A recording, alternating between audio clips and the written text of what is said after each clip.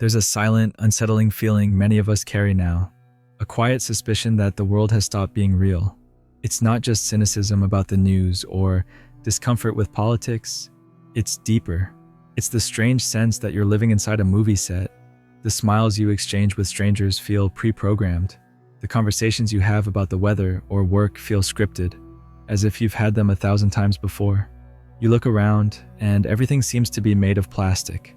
The products, the promises, even the emotional reactions on social media. You begin to wonder if the whole thing, the entire architecture of modern life, is running on a loop of artificial meaning, and you're the only one who broke the trance. You watch your own life unfold as if you're a character you no longer remember how to play. You start to detach, not out of spiritual superiority, but out of sheer confusion.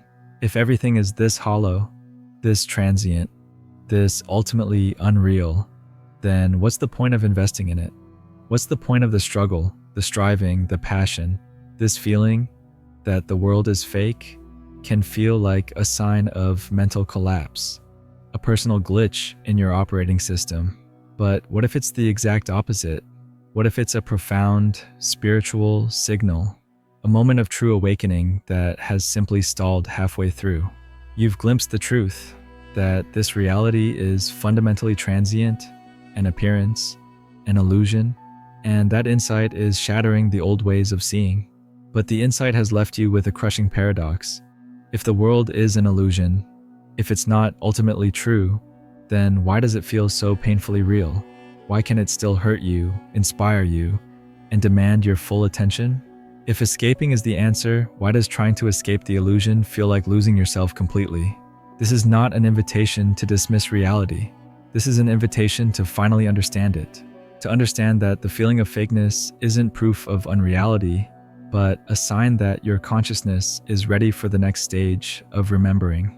If you're willing to sit in this paradox for a while, perhaps we can discover why we can't escape the illusion and why that in itself is the most sacred realization of all. The moment reality starts to dissolve often feels less like a grand revelation and more like a quiet form of terror. It's a moment spiritual seekers sometimes call the dark night of awakening, but it's really just perception giving up its fight.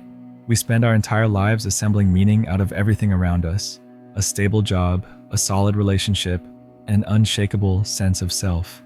These are the anchors that keep the world feeling real. Then, for whatever reason, awareness cracks the surface.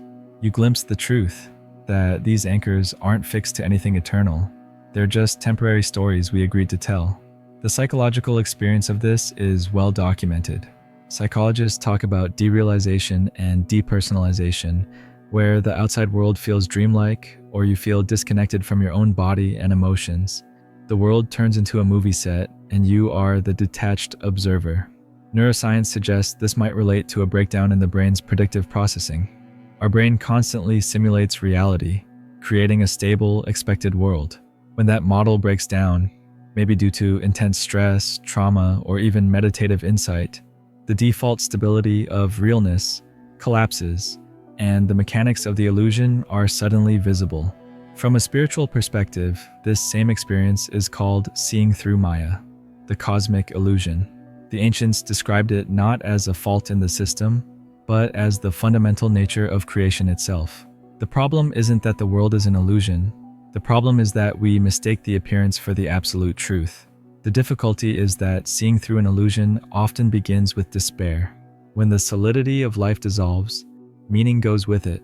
You've successfully broken the spell of attachment, but you're left floating in a void. You feel the raw confusion of losing the stable plot of your life, and everything, your achievements, your griefs, your loves, suddenly seems weightless. Why does awakening often begin with this kind of profound, uncomfortable despair? Because the mind is collapsing before awareness has had a chance to remember itself. It's the stage where you realize the world is not what you thought it was, but you haven't yet remembered who is looking at it. This fake world feeling, then, may not be a malfunction at all. It might be the universe's way of forcing your attention inward, demanding that you look away from the unstable projections on the screen and towards the quiet, steady light of the projector itself. The question is, what exactly did we forget that turns a grand cosmic play into a silent prison. The sensation of the world feeling fake is, at its root, a crisis of memory. It is the symptom of what happens when awareness, the fundamental ground of all experience, forgets itself and mistakenly believes it is the character in the dream. Our personal identity is a masterful creation. It's a narrative constructed moment by the flow of thought and memory. Our memories give us continuity, and our thoughts give us a frame of reference. We build an I that exists separately from everything else, and we anchor that I to a stable, external world. In this way, we trade the vast, infinite nature of being for the cozy, predictable cage of the personal self. This is the moment of forgetting. Science actually offers a fascinating parallel.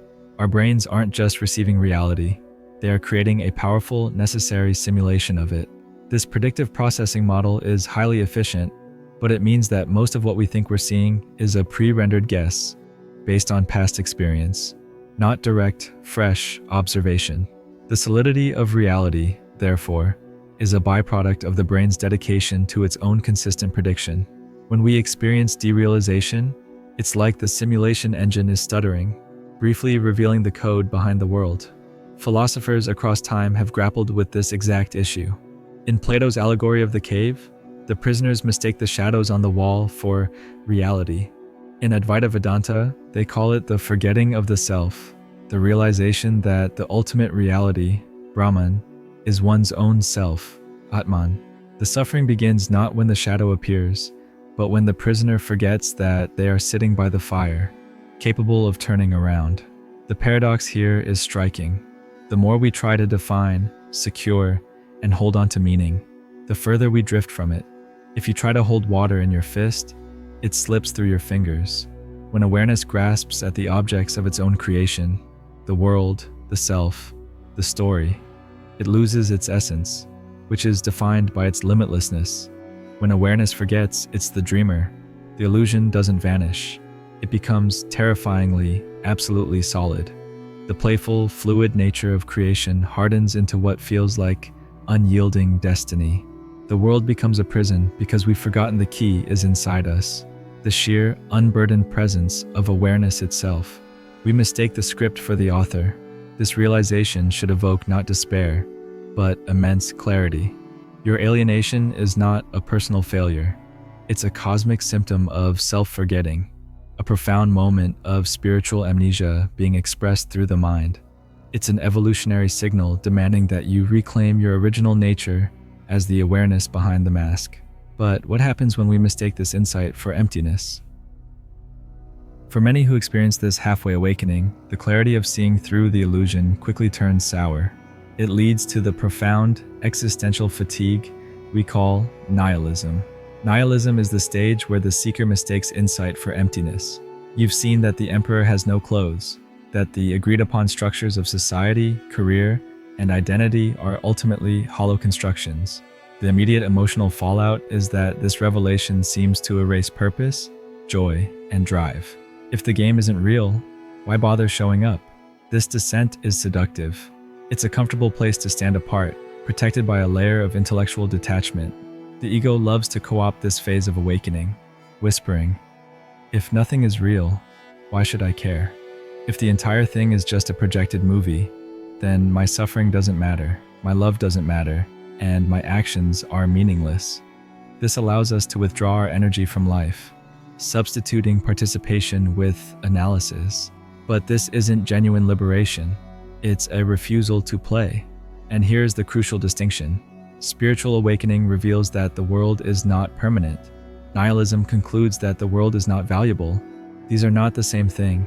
The profound truth hiding beneath nihilism is that it is simply awareness mourning its own forgetfulness. It's the deep, cosmic grief that arises when you realize you are the creator, but you've lost access to your own creative tools. You've mistaken the absence of absolute permanence for the absence of absolute meaning. The illusion never actually turned against you. You turned against the illusion.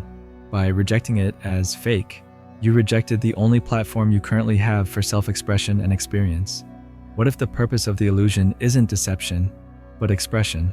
What if the reason you feel so strongly that you should care the ache of purpose that nihilism tries to suppress, is the true signal. The world isn't meaningless. It's meaningful only because you are here to invest attention and love into it. The illusion is not a barrier. It's consciousness expressing itself through the magnificent fragility of time and form. We have to ask, if everything is illusion, what is left to care about? The answer lies in realizing that the illusion itself is care. It is the divine disguise. To truly move past the nihilism of the fake world feeling, we have to adopt a cosmic reinterpretation. We have to look at illusion not as a trick, but as a divine game, a magnificent, sacred dance of remembrance. This is the non-dual concept of Leela, or divine play. If consciousness is the fundamental, unified reality, the source of everything, the question becomes, why create anything at all? Why manifest a universe full of limits, time, suffering, and joy? The answer given in these ancient traditions is simple and profound: to play, to experience itself through its own expressions. Think of it this way: for infinite awareness to truly know itself as light, it must create the appearance of darkness. For it to know itself as freedom, it must create the appearance of limitation. The illusion, the world of form and feeling, is simply the costume worn by the infinite so that it can engage in a game of hide and seek with itself. The essential twist is that the creator does a perfect job of hiding. Awareness not only creates the world, but it also creates the forgetfulness that makes the game interesting. If God always knew where it was hiding, the game would be over instantly. The forgetting is the mechanism that allows for rediscovery, the sweet shock of recognition. This isn't just mythic poetry. It finds echoes in modern thought. The observer effect in quantum mechanics hints at how our conscious presence shapes reality. And the dream analogy is perfect. When you are fully immersed in a dream, you have completely forgotten that you are the dreamer. The rules of the dream seem absolutely solid until you wake up. But here's the new insight. We are not asked to wake up out of the dream. We are asked to become lucid within it. Creation is not hiding the truth from us. It is hiding as us, as the trees, as the sorrow, and as the simple joy of your morning coffee. The feeling that the world is fake is simply the dream character realizing, wait a minute, I think I'm dreaming. This realization should fill you not with cold intellectual detachment, but with immense reverence and cosmic intimacy. The divine isn't cruel, it's merely curious. It chose to experience the beautiful, painful, magnificent density of existence, and it chose to do so through the unique lens of your life. The illusion doesn't need to be fought, it needs to be met with awe. What if the purpose of the whole elaborate setup was simply to make the moment of remembering possible? Then, what does it mean to consciously play in a world you know is illusion? The final transformation is realizing that the problem was never the illusion itself, but the intense effort we made to escape it. Once you understand that the illusion is the expression of consciousness, the divine playing hide and seek, you stop fighting the dream and begin to participate in it consciously. The goal is not to ascend to some separate higher reality, but to bring the awareness of that higher reality right here into the dense, vibrant moment of your life. This is where presence becomes sacred participation. You return to the world not as a character desperately seeking meaning, but as the awareness that provides the meaning. Living as awareness means exchanging the tense, analytical mind for a light, playful heart. You still engage with work, relationships, and challenges, but the feeling of gravity around them shifts. You can honor the temporary forms, the job, the feelings, without believing they define your ultimate nature. It means caring deeply about people, even while knowing that their physical existence is transient, because you recognize the eternal awareness shining through their eyes. You return to the paradox. The world still looks exactly the same as it did before. The fake smiles are still out there. The scripted conversations still occur. The superficiality remains. But your relationship to it is revolutionized. It only felt fake when you were struggling to define it as absolutely real. When you finally allow it to be what it is, a magnificent temporary display of light and shadow, it regains its luster. This is the ultimate surrender. You don't escape the illusion. You stop requiring it to be anything other than what it is. You allow the play to continue, and you find a deep, peaceful joy in being the one who is both the actor and the audience, the dreamer and the dream. The world felt fake until you stopped running from it and met it as yourself. The light within you recognizes the light outside you, even when that light is wearing the disguise of plastic, pain, or temporary form. Illusion and truth were never separate things. They were two sides of the same sacred coin. The next mystery isn't about escaping. It's about asking, now that I remember I am the awareness dreaming, what beautiful, fleeting thing will I choose to create and love next? You haven't lost reality. You have just forgotten what it truly is. That feeling, the eerie suspicion that life has gone plastic, was never a sign of madness or a glitch in the simulation. It was an evolutionary signal, the quiet moment when your own consciousness had become bright enough to see the sheer transparency of the world it created. It was the first, uncomfortable stage of remembering. The world still exists in all its glorious, contradictory appearance. The structures and the stories are still in place, but the tension is gone. The pressure to make the illusion permanent, to force it into a container of ultimate truth, has dissolved. And in that dissolving, the world feels alive again. The fake feeling vanishes the moment you realize that illusion isn't deception. It is expression. It is awareness smiling through the intricate mask it wears. The pain of the dark night was simply the pain of consciousness mourning its own forgetfulness. The peace now is the relief of remembering you are the dreamer, even while you are deep within the dream. You can't escape the illusion because it was never meant to be escaped. It was meant to be seen through, understood, and finally, loved. We've walked together to this moment of recognition. The next step is simply to live inside this discovery, to let the stillness and wonder of who you truly are guide your every move. The mystery ahead isn't about running from the dream, but about learning to cherish its fleeting, beautiful forms. The question of who is playing this game remains, and in that lingering silence, perhaps you already know the answer.